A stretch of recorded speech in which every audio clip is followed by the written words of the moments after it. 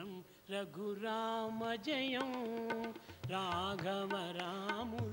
est délicat de parler de Sai Baba.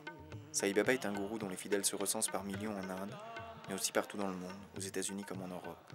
Relativement peu connu en France, où à part quelques New Ageux, rares sont ceux qui en ont entendu parler, il y serait vraisemblablement considéré comme une secte de plus. Officiant dans la région de Bangalore, il attire d'année en année des foules toujours plus nombreuses. Sai Baba est né en 1926 d'une caste inférieure dans un village pauvre du sud de l'Inde.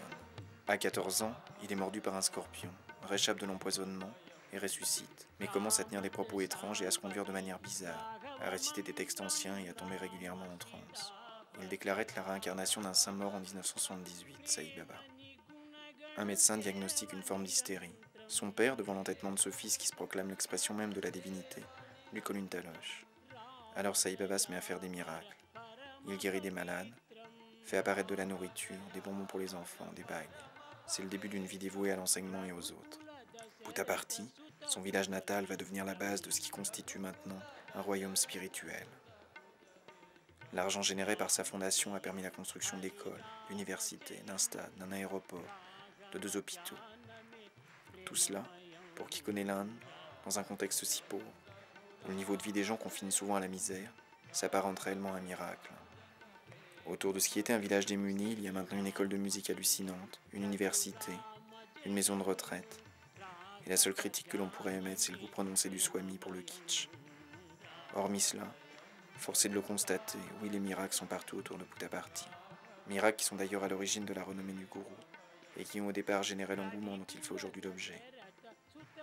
Ces miracles ont été attestés par d'innombrables personnes, des Indiens, des Occidentaux, des gens certainement crédules, mais aussi des scientifiques sceptiques, dont certains ont fait analyser ensuite les bijoux tombés du ciel, qui se sont révélés être en or véritable et pas du tout en peau de lapin.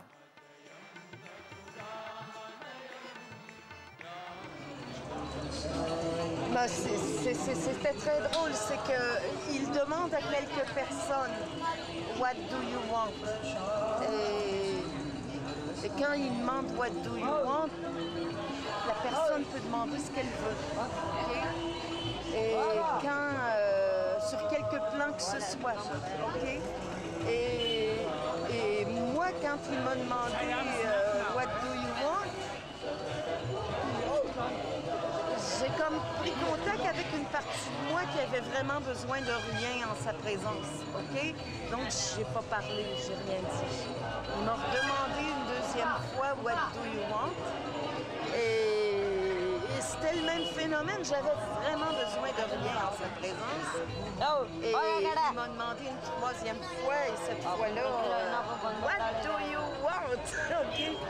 Et j'ai dit quelque chose comme que ma capacité d'aimer grandisse. Et là, il m'a fait come here et il a matérialisé le diamant. En fait, j'étais avec des amis parce que moi, j'allais vers lui, donc j'ai pas vu la matérialisation. Mes amis l'ont vu apparaître dans l'éther. Apparaître image par image à très grande vitesse, elle est tombée dans sa main et il me l'a mis en disant a diamond to diamond. Mais cela n'est que l'apparence des choses, rien de plus.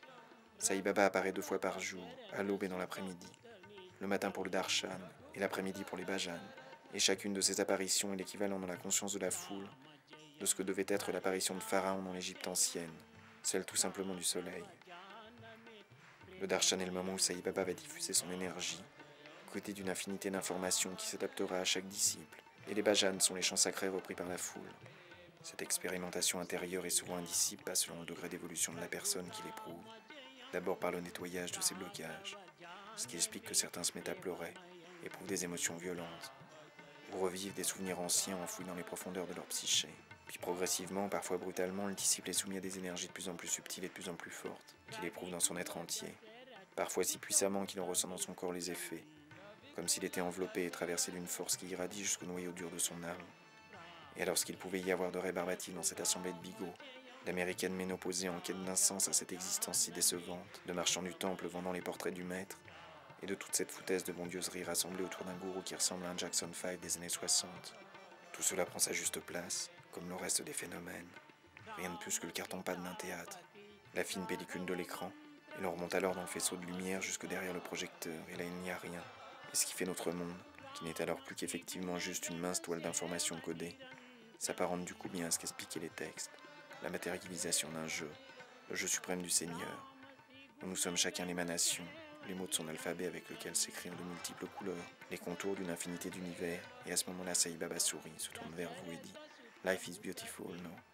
Et alors le miracle est désormais patent.